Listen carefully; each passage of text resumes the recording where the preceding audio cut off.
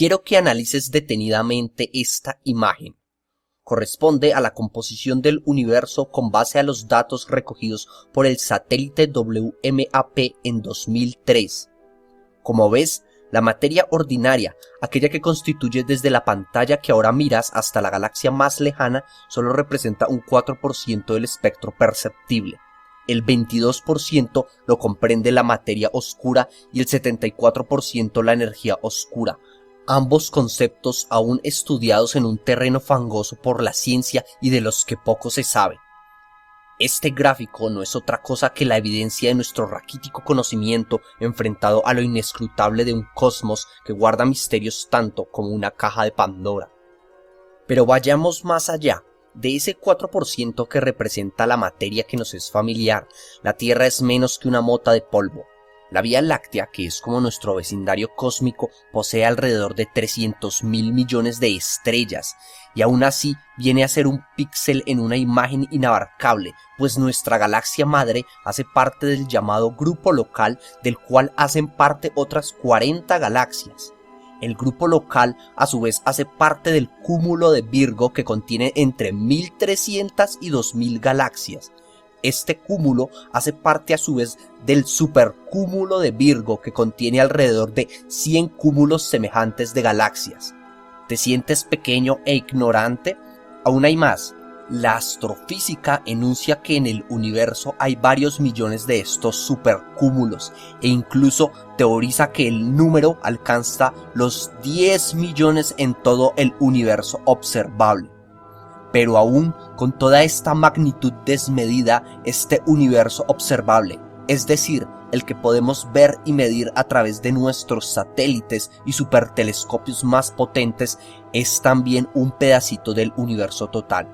Michio Kaku, popular científico, lo describe en su libro Universos Paralelos del siguiente modo: si todo el universo visible fuera tan pequeño como una partícula subatómica, el universo real sería mucho más grande que el universo visible que vemos a nuestro alrededor.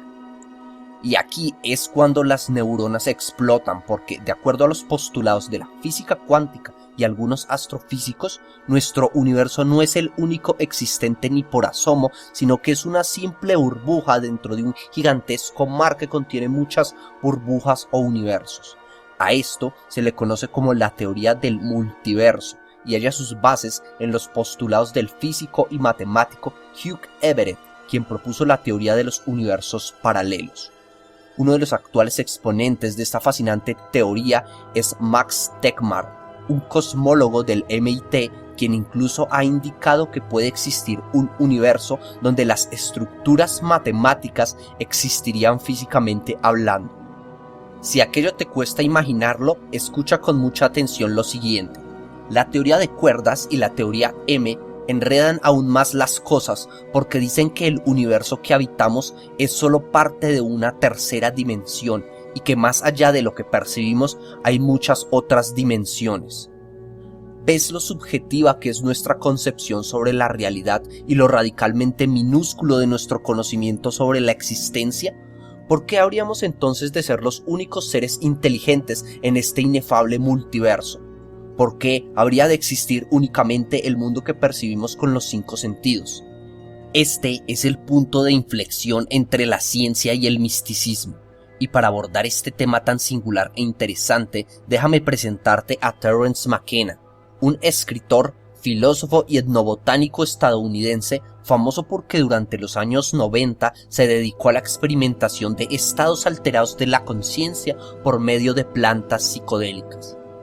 Antes de emitir cualquier juicio, ten en cuenta que este es un video meramente informativo y no se está haciendo apología al uso de ninguna sustancia. Lo que te voy a contar debe ser digerido mentalmente para la reflexión y la apertura de la mente más allá de tabúes o encasillamientos. De hecho, déjame ponerte al tanto de algo. Esta práctica con el uso de plantas psicodélicas no es propia del mundo contemporáneo. El uso de sustancias como la psilocibina, por ejemplo, presente en los populares hongos mágicos, data de unos 3.000 años de antigüedad en lugares como Oaxaca, México, donde sus propiedades eran aprovechadas para fines medicinales y de rituales ligados al chamanismo.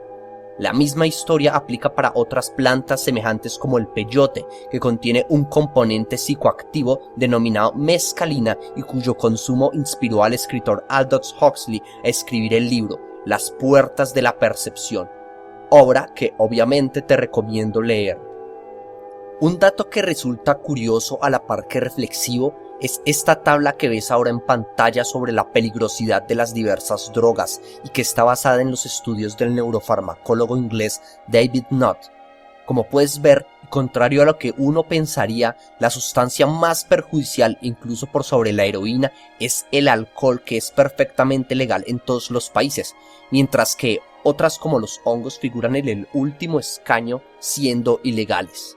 Frente a esta dicotomía, Terence McKenna, en la introducción de su libro El manjar de los dioses, dice que las sustancias psicodélicas son ilegales no porque el gobierno se preocupe por nuestra salud, sino porque disuelven los paradigmas mentales y abren la conciencia a posibilidades que no creíamos imaginar. Claro que, como te indiqué anteriormente, estos datos son meramente informativos. Hay que ser crítico y responsable a la hora de analizar lo que vemos, oímos y leemos. Lo que te voy a contar es una síntesis de las diferentes experiencias que tuvo McKenna con estos psicodélicos y que él describe en un audio. Posiblemente es esta la más particular debido a su extraña naturaleza, tanto así que podríamos denominar como el efecto de salirse de la Matrix, y que encontraría símiles en casos como los de los viajes astrales y las experiencias cercanas a la muerte, lo cual viene a tener mucho sentido si entendemos nuestra realidad como solo una de muchas tantas.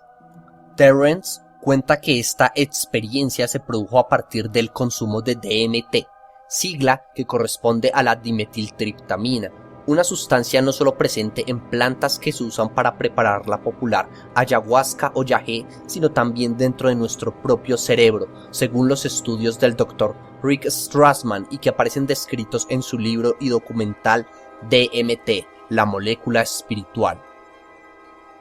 Una vez dentro de su cuerpo, Terence cuenta que lo primero que sintió fue una especie de anestesia extraña mientras veía los colores saltar y los bordes de los objetos ser más afilados. Al cerrar los ojos, vio elevarse los colores para formar mandalas que giraban lentamente. Luego sintió que su cuerpo se impulsaba para atravesar una de estas flores místicas que lo rodeaban y que él describe como un crisantemo. En las palabras de Terence, era algo similar a atravesar una membrana. Y resulta esta una casualidad curiosa con la teoría M de la física derivada de la teoría de cuerdas, pues según el científico que la postuló, Edward Whiten, la letra M equivale a la palabra membrana, pero también a las palabras magia y misterio. Dentro de dicha teoría se postula la existencia de 11 dimensiones e infinitos universos paralelos. Tras haber cruzado aquella membrana, McKenna cuenta que se encontró con unas entidades semejantes a unos balones de básquetbol hechos de joyas, que al parecer estaban celebrando su llegada, ya que rara vez los humanos iban a visitarlos a su mundo. A continuación, un montón de estos seres se acercaron a McKenna y comenzaron a vibrar y a realizar otras cosas extrañas, como saltar adentro de su cuerpo para después salir. Y mientras ello ocurría, 1000 formas y detalles extraños pasaban por segundo frente a él. Después de ello, si es que puede utilizarse la linealidad del tiempo para describir estos eventos, McKenna narra que estas entidades comenzaron a crear lo que parecían figuras geométricas imposibles o juguetes amórficos utilizando la vibración de sus voces, como si cantaran para crear cosas de la nada. Y esta descripción resulta también peculiar, pues en cosmologías como la hinduista y parte de algunas doctrinas budistas se explica que el universo fue creado a partir del sonido, el cual se representa a través del mantra Om, la sigla sagrada de la unidad.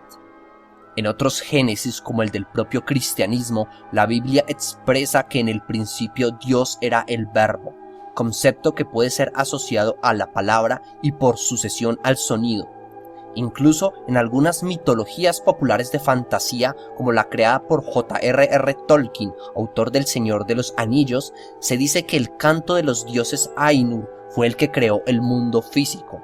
En la saga de las Crónicas de Narnia, escrita por C.S. Lewis, se dice igualmente que este universo mágico fue creado gracias al canto del león Aslan.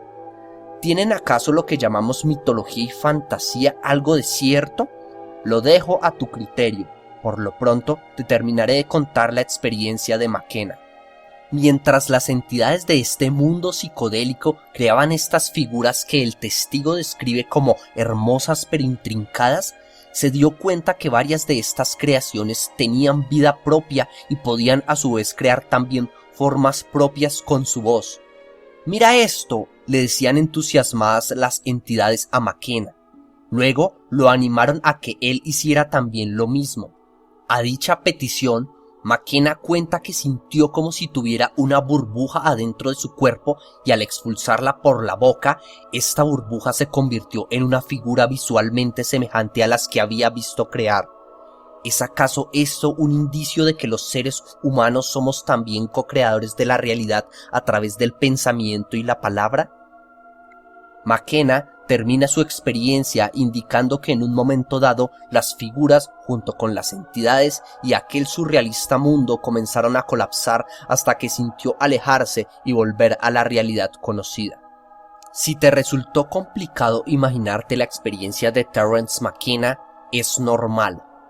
Carl Sagan, el famoso astrónomo, explica en uno de sus videos sobre la cuarta dimensión que entender para nosotros una dimensión diferente nos resulta demasiado complejo, puesto que vivimos atrapados en una tercera dimensión.